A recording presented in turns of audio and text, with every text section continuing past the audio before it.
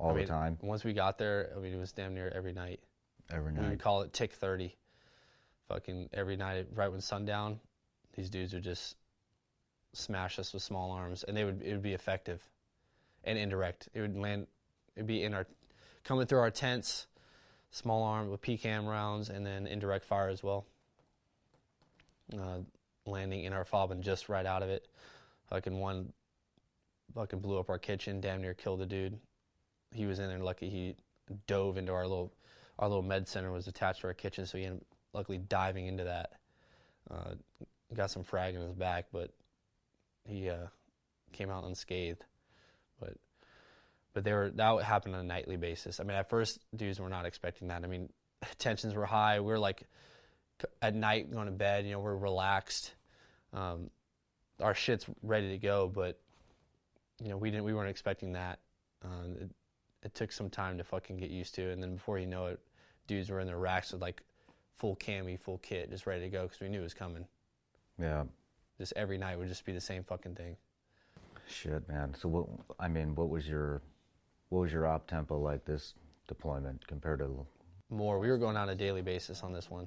Every day you're going out, and are we doing foot patrols? We're doing foot patrols to local villages, maybe further north, a little bit south.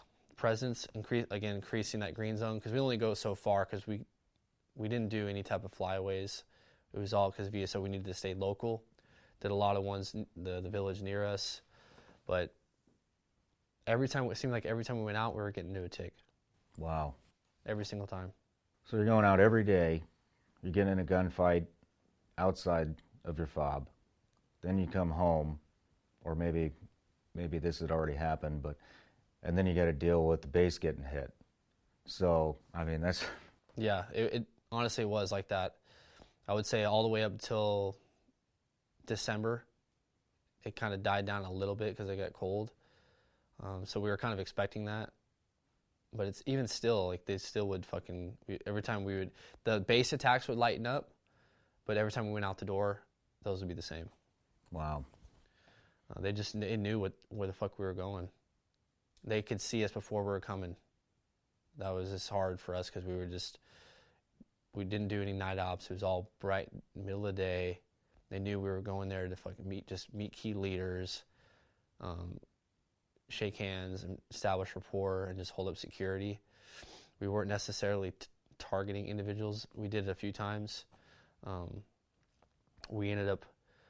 ran intel, so we ended up going on missions purely driven off the intel that was found via myself, sources, and my other teammate. We were partners together in it. So we would gather our own intel and then target that way. Wow. And then other missions we would get from higher as well. And we got creative with it. That deployment you said was roughly 10 months? 9 to 10 months? It was almost. It was about 8.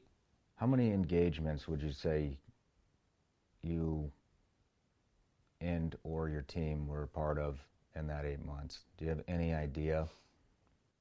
I don't. I mean, I lost count. It was that many. I mean, I don't know a hard number. Yeah. It was a lot. I would say pushing 100. Yeah. I mean, with all the ops, fob attacks, and even just going out the door, like damn near right around the corner, next village up, or even our own village. I mean, just a 6-month deployment alone is 180 days. And if you guys were taking fire and getting into ticks almost every day, and you did longer than 6 months, just to put that in perspective for you, because most guys don't think about this, that's 180 fucking engagements. Yeah, that's a lot of engagements. At the time, I didn't even look at it like that, because you don't pay attention to it. Yeah. You're ready for the next one. Yeah, ready for the next one, and then before you know it, I think the leadership did keep track of it, but guys didn't really focus on it. But it was a lot. I mean, it felt like you said, it felt like every damn night. And the beginning, it was. They wanted to fucking try something. You've never thought about that until just now. So what's that sound like to you when I put that in perspective and I say, you took part in over 180 fucking engagements in less than 8 months? a disbelief. Yeah, that's a lot of fucking combat. I've never really thought of it like that. You know, because at the time you're just doing the job, you're doing your job, and you're not thinking of it as a tick, like a check in the box, like, oh, I got 1, 2, 3. That's how many ticks I got. Yeah. You know. What range are you guys fighting at? Is it always different? Is it up close and personal, or are they throughout that 1,000 meters deployment? away? It was everything. Everything in between. Did you guys have air support? We had some air support occasionally with little birds, and sometimes we had some F-18s, fast movers who would come in. Nice. But mainly just the helo support. That was like the only platform that would really be available even to come in to help us out. So, but not often, not every time. Because you're really out there hanging out there. Yeah, it was just us. Yeah.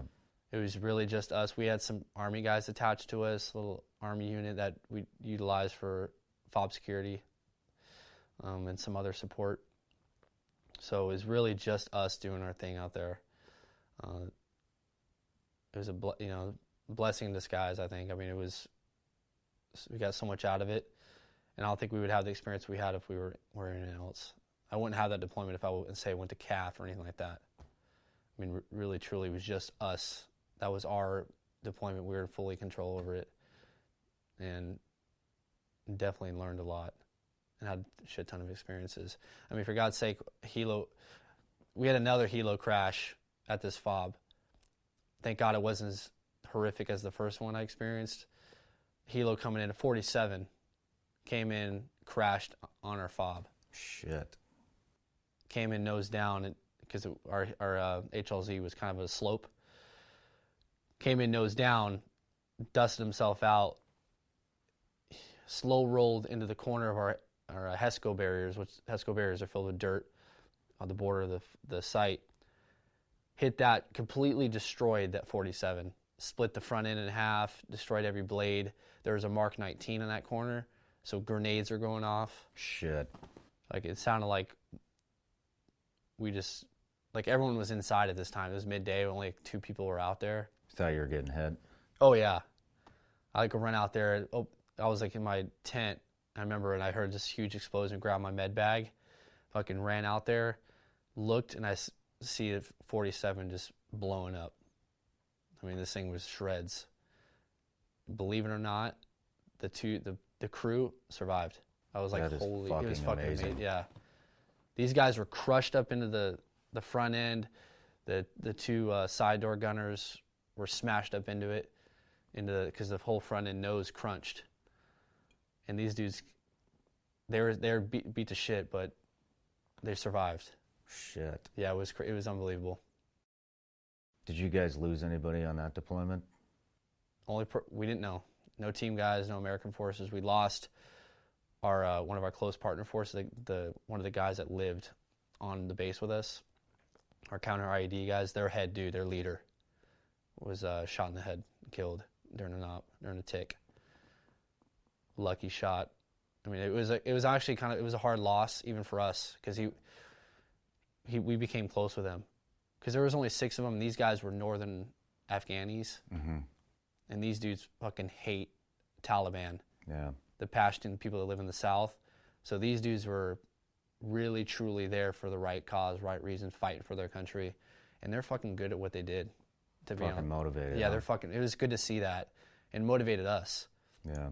If we could just work with them, we were like, we're just taking you guys. Fuck everyone else. That's one thing I've noticed about the Afghans versus my personal experience with the Iraqis is the Iraqis, when we had those guys attached to us, most of them were fucking lazy and they didn't really want to be there. But on the other hand, the Afghans, I mean, those are some fucking dedicated fighters. Yeah.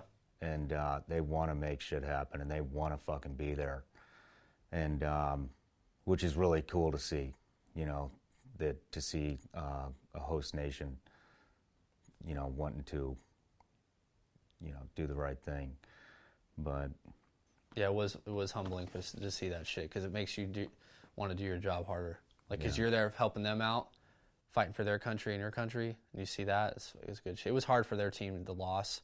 They actually quit They all left because they didn't want to work anymore because they lost their commander.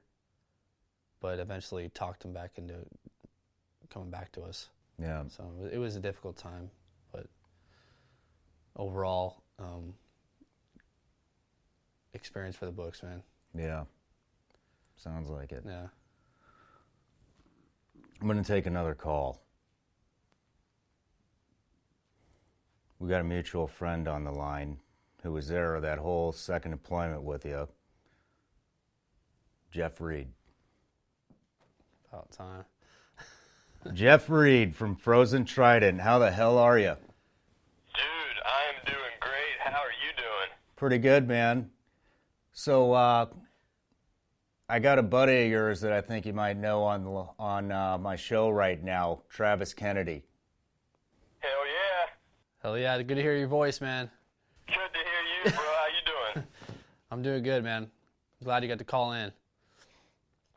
So I got a question for you guys. I was scouring through both your Instagrams before you got here, and there's a picture of you and Jeff and another guy's face that's blurred out, and you're sitting against a mud wall with a big shit-eating grin on both of your faces, and you're talking about a big engagement that just happened the whole night before.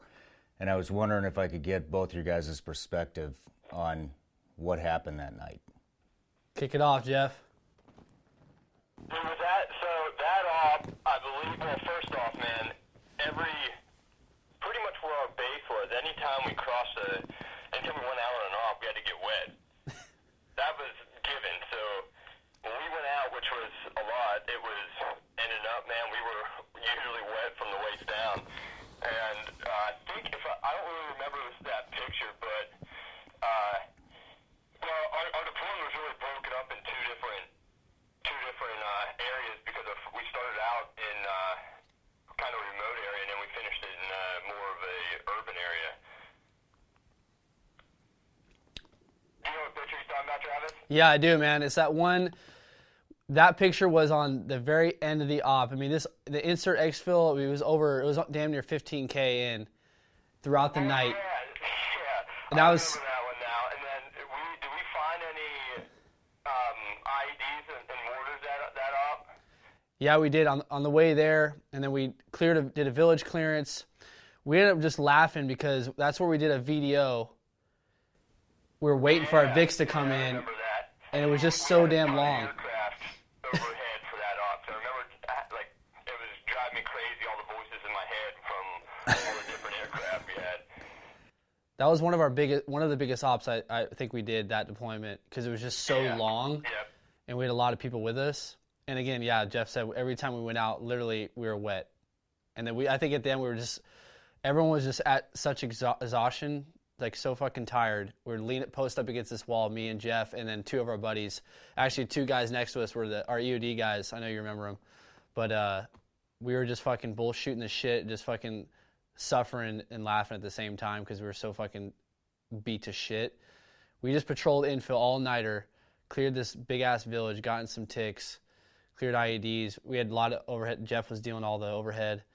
And then we exfilled back, humped it back, and that took us all damn day to hump that back that far. And then we were just posted up waiting, sitting there for hours just for our VIX to come get us. It was pretty funny. Jeff's been dealing with voices in his head ever since I've known him. But, but Jeff, when I talked to you and asked you to give a call in, you had a question for Travis about some Carl Gustav rounds. And for you civilian types out there, Carl Gustav is basically a big-ass rocket launcher that's shoulder-fired. So why don't you go ahead and fire that question off, Jeff? Oh, yeah, dude. I don't know if you remember this, but one of the first things when we got to our deployment, it was like we were there for maybe 5 days, and we had that crazy base attack. Do you remember shooting the goose nuts off on that up at the mountain? Hell yeah, I do. Because everyone thought a mortar hit me. That is the start of my hearing loss right there. And next to a Carl Gustav without you pro in. Oh, shit.